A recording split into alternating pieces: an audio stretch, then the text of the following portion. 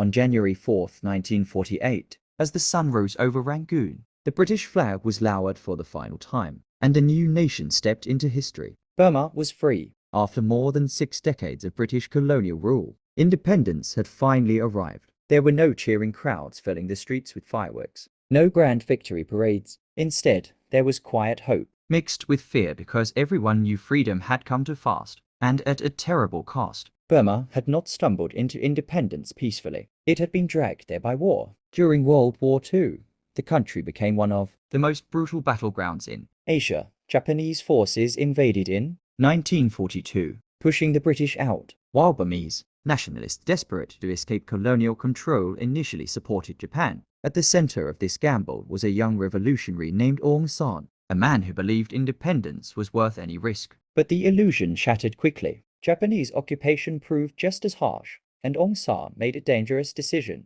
In 1945, he turned against Japan and aligned with the Allies, helping drive them out. That move transformed him from a rebel into a national hero, and the single most important figure in Burma's future. After the war, Britain returned, exhausted and weakened. The empire was collapsing everywhere. India would soon be free. The cost of holding Burma was no longer worth it. Negotiations began, led by Aung San and British Prime Minister Clement Attlee. The agreement was clear.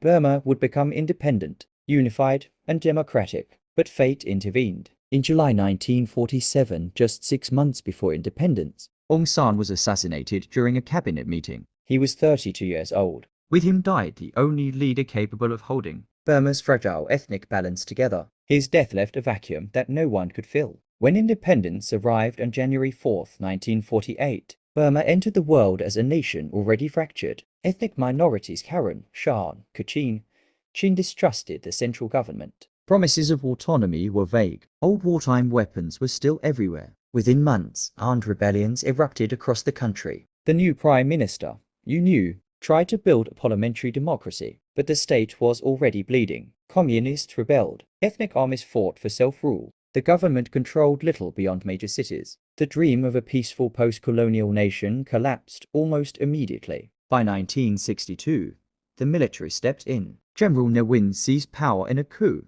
claiming only the army could prevent national disintegration. Democracy ended. Burma was sealed off from the world under a doctrine called the Burmese Way to socialism.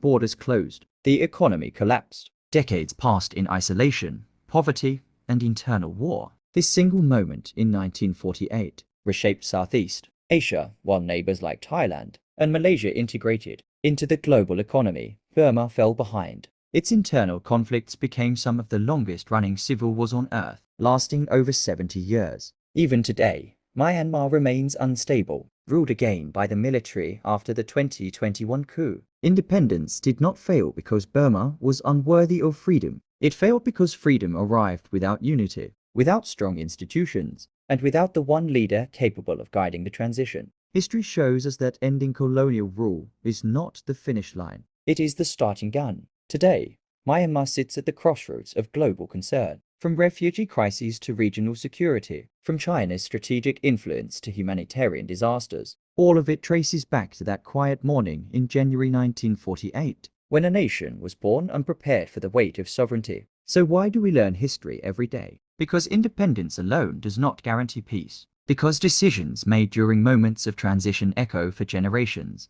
And because understanding how nations rise and fall helps the present generation avoid repeating the same unfinished mistakes, while giving future generations a chance to build what history left broken. History is not old. History is living inside us. One day, one event, one lesson. Mr. Fidi,